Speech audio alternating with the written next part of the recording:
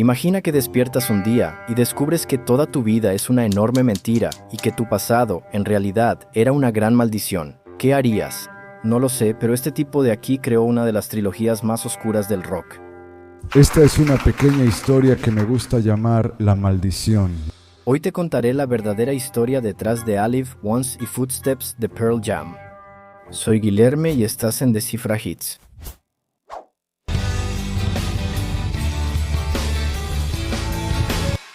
El único sobreviviente del grunge convirtió una historia de incesto, asesinos y pena de muerte en una de las trilogías más inspiradoras del rock.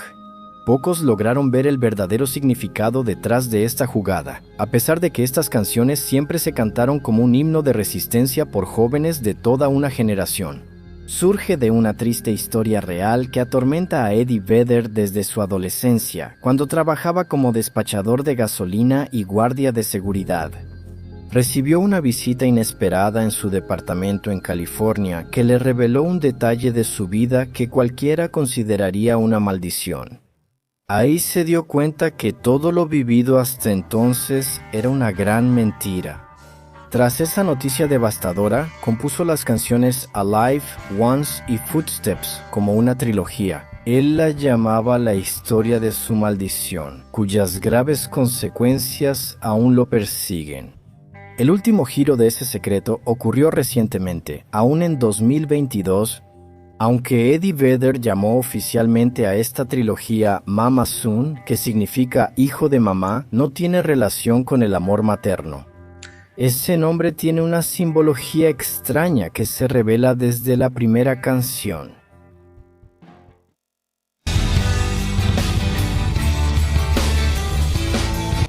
Me cuentas esos secretos y se supone que debo perdonar, pero debo aprender a vivir con eso. Fue una maldición. Sigo vivo. Esa maldición tuvo origen en el periodo más oscuro de la vida del vocalista, en una época en la que Eddie Vedder no existía. En ese entonces, él todavía se llamaba Edward Miller, hijo de Karen Vedder y del abogado Peter Miller, con quien Eddie nunca tuvo una buena relación. Había muchas peleas y él la pasaba mal en casa por Peter.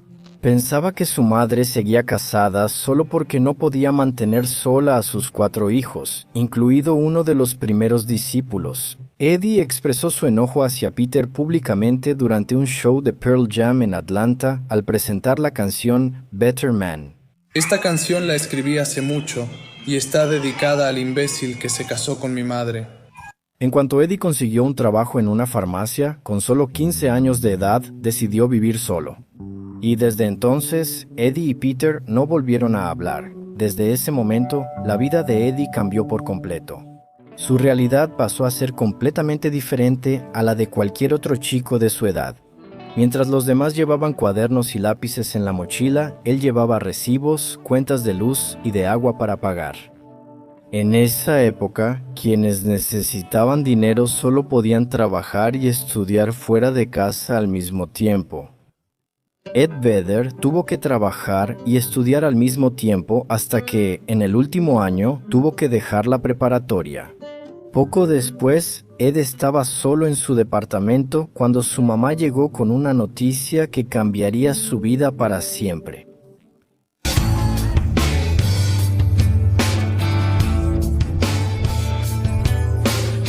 Hijo, dijo, te contaré una pequeña historia. Quien creías tu papá no lo era. En ese momento, él descubrió que Edward Miller nunca existió. Su verdadero nombre era Edward Louis Severson III. Su mamá y su padrastro le mintieron siempre, y él creció pensando que el hombre que odiaba era su papá real. Karen se separó del padre biológico de Ed cuando él tenía solo 1 año.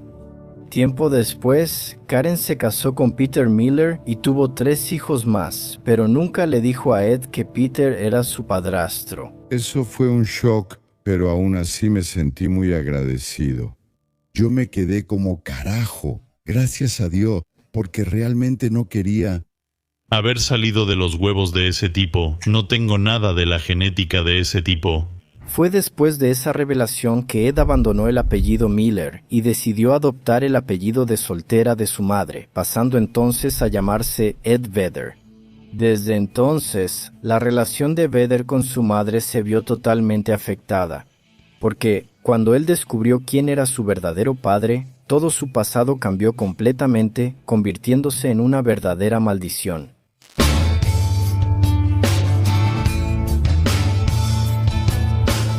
Mientras estabas solo en casa, a los 13 años de edad, tu verdadero padre estaba muriendo. Lamento que no lo vieras, pero me alegra que conversáramos. Vedder había conocido a su padre biológico de niño, pero su madre y padrastro le hicieron creer que solo era un amigo de la familia. Ed recuerda que una de las pocas veces que vio a su padre real, él estaba en el hospital muy débil, usando muletas y silla de ruedas. Poco tiempo después, su padre falleció de esclerosis múltiple, y lamentablemente eso sucedió poco antes de que Vedder supiera toda la verdad sobre él. Tuve que aceptar que mi padre biológico había muerto y ya no estaba. Tuve que enfrentar la rabia de no haberlo sabido antes, de ser un gran secreto mientras él vivía.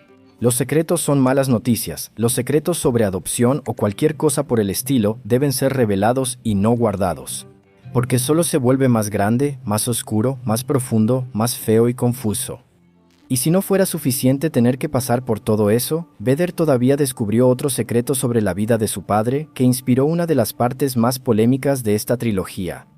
El padre biológico de Ed también era músico, cantaba en bares y restaurantes. Cuando la verdad salió a la luz, algunos parientes empezaron a hacer comentarios que no hacían feliz a Ed. Decían, ¿ahora está explicado? De ahí viene todo tu talento. Claro que ese tipo de comentarios solo dejaba a Ed más confundido y más enojado de lo que ya estaba, porque eso le quitaba el crédito a todo el esfuerzo que él venía haciendo para lograr convertirse en quien es. Aprendí guitarra y ahorré para mi equipo, y dicen que mi talento viene de un restaurante viejo en quiebra, váyanse al carajo. Otra cosa de la que los parientes de Ed no dejaban de hablar era el increíble parecido físico entre ambos. Las personas de la familia lo miraban como si fuera un sustituto de su padre, y es justamente ese sentimiento el que le dio alas a Ed para imaginar el verso más abominable de Alive, música.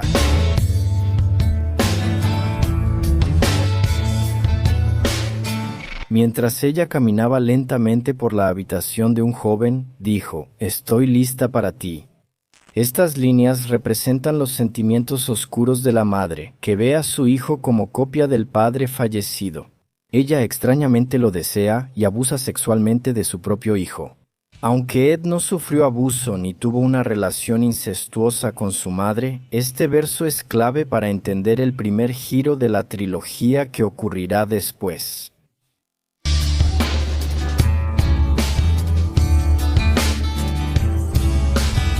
¿Hay algo mal?, ella preguntó. Bueno, claro que sí. Todavía estás vivo, ella dijo. Y merezco estarlo. Después de todo esto, ¿seguir vivo es algo bueno o una maldición? Esa pregunta, lamentablemente, otros íconos de la música no supieron responder bien. Pero para el único sobreviviente del grunge, esa pregunta tuvo otro impacto. Él prefirió desahogar su angustia en vez de tomar actitudes irreparables. En el arte, Vedder se inspiró en un caso real de un psicópata y creó una nueva canción, dejando que el personaje de su historia respondiera a esa pregunta en la segunda parte de la trilogía.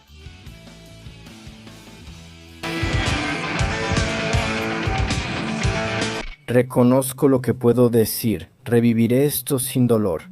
En 11, el joven abusado se vuelve asesino al caminar con una calibre 16 oculta en el bolsillo.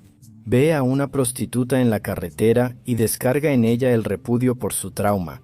Dominado por una inminente explosión emocional, simbolizada por una bomba en la cabeza a punto de estallar. Enfrenta un conflicto interno, pero por fuera finge actuar con calma y de manera decidida. Secuestra a la prostituta, la pone en el asiento del auto, mete la mano al bolsillo discretamente y reza, como si buscara valor para acabar lo que inició.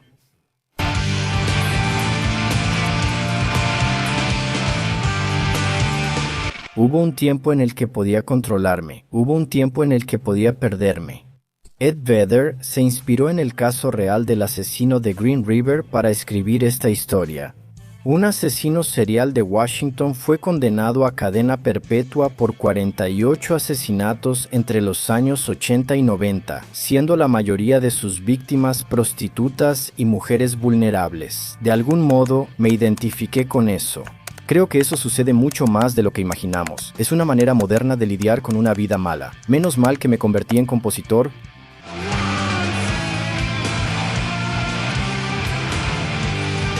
Existía un tiempo en el que podía amarme, existía un tiempo en el que podía amarte. En los estribillos anteriores, el personaje lamenta su pérdida de control y desconexión con la realidad. Aquí, él se desespera al admitir que ya no puede sentir empatía ni por él mismo ni por nadie. Por esta confesión final, algunos creen que 11 es el testimonio del personaje sobre sus crímenes ante la policía. Esto tiene sentido al entender la fatalidad al final de esta trilogía.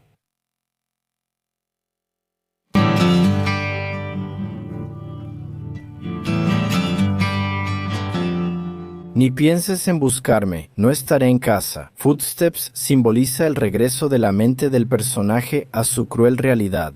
Ahora, él sufre las graves consecuencias de sus actos, aislado en una celda de prisión, mientras espera la ejecución de su sentencia de muerte. Atormentado por traumas pasados, escuchando voces y coleccionando cicatrices. Tengo rasguños en todo el brazo, uno por cada día desde que me derrumbé. Como en la canción inicial de la trilogía, la letra de Footsteps también narra una charla con la madre. Pero, al final de la canción, él resignifica su odio y da una pista del segundo giro de la trilogía. Si hay motivo, no había ningún motivo. Y si hay algo que te gustaría hacer, solo déjame seguir culpándote, aunque él pide seguir culpando a la madre. Eso es solo palabra, porque aquí él entiende que no tenía razones para sus actos crueles. En sus últimos momentos, él solo halla consuelo fingiendo que otra persona es responsable de su trágico destino. De hecho, eso es algo que todos nosotros hemos hecho en algún momento. Culpar a otros es más fácil que asumir la responsabilidad de nuestras decisiones por falta de madurez. Esa misma actitud fue la que Eddie Vedder aplicó tras enterarse de su padre y luego plasmó en su música. Al crear la trilogía, aún la llamaba la historia de su maldición, algo que lo seguía atormentando al cantar esas canciones en el escenario. Aunque muchos creen lo contrario, el significado de esta trilogía fue más allá de Footsteps con el tiempo. La historia de Eddie Vedder pasó por dos grandes giros más, que cambiaron no solo el sentido original de la trilogía, sino que también transformaron la vida y los sentimientos de Vedder para siempre. La primera gran revelación llegó más de 20 años después de Alif, cuando en Storytellers de VH1 en 2006, el vocalista explicó el significado de la canción.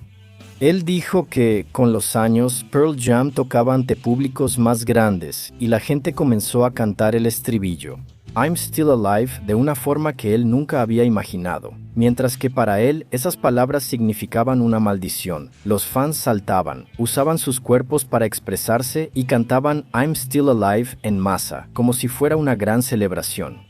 Observar cada noche ese mar de gente interpretando la canción a su manera y además de una forma tan positiva hizo que el sentimiento de Vedder sobre Alive empezara a transformarse. El público cambió el significado de esas palabras. Cuando cantan I'm Still Alive, parece una celebración. Ese es el punto. Al cambiar el significado, rompen la maldición. Para mí, el estribillo I'm Still Alive tiene hoy un nuevo significado. Pensar que Eddie Vedder es el único gran vocalista del grunge que sigue vivo pone la piel de gallina, hermano. Cuando alguien es humilde y acepta cambios que resignifican sus vulnerabilidades, eso puede atraer algunos acontecimientos completamente inesperados, pero que son esenciales para ayudar a sanar tus heridas. Y eso nos lleva al segundo giro en la vida de Eddie Vedder. Ocurrió más de 30 años después de aquella revelación, cuando finalmente encontró la última pieza que faltaba para completar la historia de su verdadero padre. En 2010, Eddie Vedder fue a Arizona para ver una presentación de jazz en un pequeño club local. Al llegar ahí, descubrió que el tipo que tocaba el teclado era uno de los mejores amigos de su padre biológico. El tecladista le mostró a Eddie algunas fotos de él y su padre juntos haciendo música en estudios improvisados en el sótano de la casa y se las regaló. Algo que nunca imaginó que podría existir, un disco que contenía 5 canciones grabadas por su padre. Vedder tuvo ese disco en casa durante unos 3 meses, sin atreverse a escucharlo. Hasta que, después de algunas botellas de vino, en una noche fría en Argentina, finalmente se armó de valor y puso ese disco a sonar. Cuando Vedder escuchó a su padre cantar por primera vez, tuvo una enorme sorpresa. Sonaba bien, la producción era buena, su voz era excelente, pero lo más chido era buenísimo, cabrón. Aunque escuchar la voz de su padre lo hizo feliz, Vedder mantuvo en secreto esas valiosas canciones casi 10 años. En 2022 lanzó su tercer álbum solista Earthling, con la colaboración de músicos como Stevie Wonder, Elton John y Ringo Starr. Para cerrar el álbum, Eddie Vedder y el productor hicieron un homenaje. Montaron las voces del padre de Eddie en la última pista On My Way.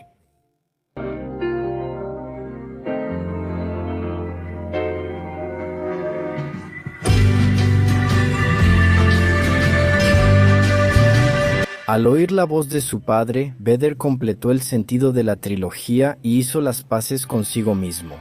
Al oír al público, Vedder entendió por qué su madre ocultó ese secreto tanto tiempo, según reveló en una entrevista reciente.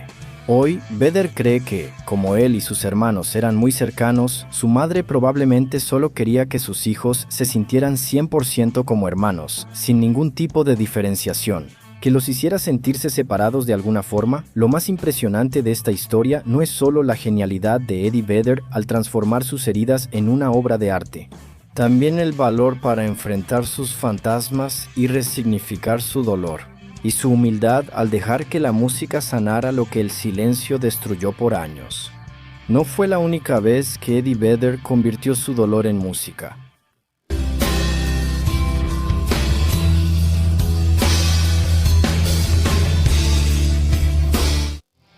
La canción Black de Pearl Jam es tan conmovedora que Eddie Vedder quiso evitar que sus fans la cantaran debido al profundo sufrimiento que representa. Esa canción